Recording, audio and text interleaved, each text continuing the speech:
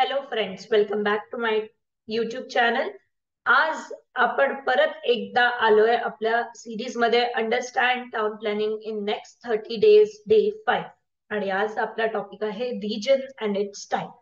आपण second lecture मध्ये बघितलं होतं की what are the regional plan, prospective plan, development plan, local area plan, special plans काय असतात. सो आपण त्याच्यात बघितलं होतं रिजनल प्लॅन. सो त्या वर्डचा रिजनचा अर्थ काय होतो. So it is a geographical area. It is a geographical area आणि त्या एरियामध्ये same geographical condition, economic condition किंवा सोशल युनिफॉर्मिटी असेल तर त्या एका ग्रुपला, एका जॉग्राफिकल एरियाला आपण रिजन म्हणतो. It is relatively a large area with a hierarchy of settlement. म्हणजे जसं आपण प्लॅन मध्ये सुद्धा बघितलं होतं की प्रॉस्पेक्टिव्ह प्लॅन नंतर रिजनल प्लॅन, नंतर डेव्हलपमेंट प्लॅन आणि नंतर लोकल एरिया प्लॅन. सो इथे जेव्हा आपण प्रॉस्पेक्टिव्ह म्हणत होतो तेव्हा आपण महाराष्ट्र कन्सिडर केलं, पण जेव्हा आपण रिजन म्हणत होतो तेव्हा एक छोटासा रिजन म्हणजे डिस्ट्रिक्ट असं कन्सिडर केलं होतं. सो हेरार्की ऑफ सेटलमेंट मध्ये हा लार्ज एरिया असतो. मोस्टली एखाद्या डिस्ट्रिक्टला आपण एक रिजन असं नमूदतो. सो डिफरंट टाइप्स कोणते कोणते आहेत. So depending upon the character, depending upon the multi level planning आणि एरियल लिंकेजेस याच्यावर याचे वेगवेगळे डिफरंट टाइप्स आहेत. सो फिजिकल कॅरेक्टरवर म्हणजे फिजिकल कॅरेक्टर म्हणजे फॉर एक्झाम्पल मिनरल्स वेगळे वेगळे मिळत असेल, सॉइल कुठे कुठे वेगळी असेल, क्लायमॅटिक कंडिशन वेगळी असेल, त्यानुसार आपण रिजनला डिवाइड करतो. नेक्स्ट आहे कल्चरल कॅरेक्टर.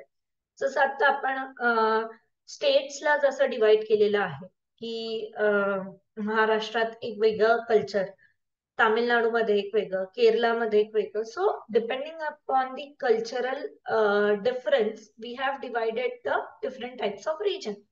किंवा असंही खूपदा होऊ शकतं की अमालगमेशन म्हणजे काय की फॉर एक्झाम्पल कोस्टल एरिया आहे, तिथला एक वेगळा कल्चर सुद्धा आहे. सो यांना दोघांना म्हणजे फिजिकल कॅरेक्टर पण आलं, त्याच्या सोबत सोबत मोस्ट प्रोबेबली कल्चर येतच. सो फिजिकल अँड कल्चरल या दोघांना अमालगमेट करून जो रिजन म्हणतो त्याला आपण अमालगमेशन म्हणतो. सो व्हॉट त्याच्यानंतर आपण मल्टी लेवल प्लॅनिंग बघतोय. Macro macro, macro meso, micro आणि मायक्रो मायनर. म्हणजे काय, मॅक्रो मॅक्रोचा अर्थ काय झाला की एका ऑन अ लार्जर स्केल, म्हणजे मी कंट्री वाईज बोलते. So that is the macro level. पण जेव्हा macro, only one macro level is there, तर महाराष्ट्राचं vision. So that is one region. जेव्हा मी मेसो म्हणतेय तर तो डिस्ट्रिक्ट आला. मी मायक्रो म्हणताय तर ते गाव येईल, तो गाव येईल. आणि मायक्रो मायनर म्हणलं तर त्याच्यातला एक छोटासा area, that is the micro. म्हणजे depending upon the scale, depending upon the area, this multi level planning changes. म्हणजे हा सुद्धा एक टाइप ऑफ रिजन आहे की मायक्रो मायनर म्हणजे मोस्ट प्रोबेबली टीपी स्कीम किंवा लोकल एरिया प्लॅन आपण कन्सिडर करतो. मायक्रो लेवल म्हणल्यावर डेव्हलपमेंट प्लॅन येतं, मेसो लेवलवर म्हणल्यावर रिजनल प्लॅन येतं. अशा प्रकारे depending upon the levels that region has been divided. त्याच्यानंतर येतंय एरियल लिंकेजेस म्हणजे नोडल रिजन. सध्या आपण बघू फंक्शनल रिजन आणि नोडल रिजन ऑलमोस्ट सेम आहे. So what is nodal region, की एक रिजन असेल आणि त्याच्या आजूबाजूला खूप छोटे छोटे अर्बन एरिया किंवा रुरल एरिया आहे. सो वन नोड, एका नोडच्या along this is spreaded, so that is known as the nodal region. Axial region म्हणजे काय, एखाद्या ट्रान्सपोर्टेशन रूटच्या अलॉंग जर ते असेल तर that is known as axial region. जसं डीएमआयसी कॉरिडॉरच्या अलॉंग जे जे आहेत त्याला आपण ऍक्सियल रिजन म्हणतो. आणि ऍडॉक म्हणजे जे परमनंटली कुठे बेस नाहीये, स्पेसिफिक पर्पज साठी तिथे आहेत, सो त्याला म्हणतात ऍडॉक रिजन. सो असं वाटेल की ह्या सगळ्या गोष्टी खरंच आपल्या पेपरला, म्हणजे जर आपण एमपीएससी एटीपीचा विचार केला तर हे इम्पॉर्टंट आहे का, अशा प्रकारचे प्रश्न तुम्हाला, जर तुम्ही मागचा ट्रेंड बघाल तर अशा प्रकारचे प्रश्न येतात की Mumbai regional plan is which type of plan, nodal plan, action plan, ad hoc plan. So या छोट्या छोट्या गोष्टी की कोणत्या प्रकारचं रिजन असतं आणि कसं असतं हे जाणून घेणं खूप इम्पॉर्टंट आहे.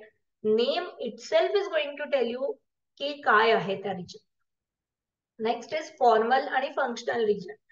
फॉर्मल रिजनचा अर्थ काय होतो की which is depends upon the physical character. Fixed criteria आहे त्याला. म्हणजे काय की सपोज डेव्हलपमेंट खूप जास्त आहे, सो एक developed area, topography, climate which is not going to change, it will remain same till the many years.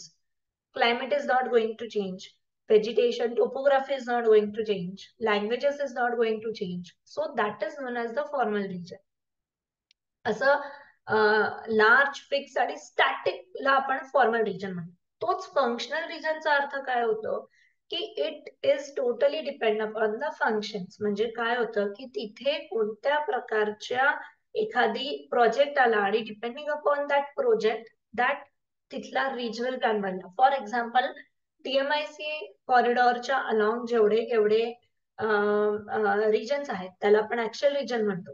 So that is functional region, कारण की त्याचं फंक्शन काय आहे की to catered that DMIC corridor. So त्याला आपण म्हणू DMIC रिजन.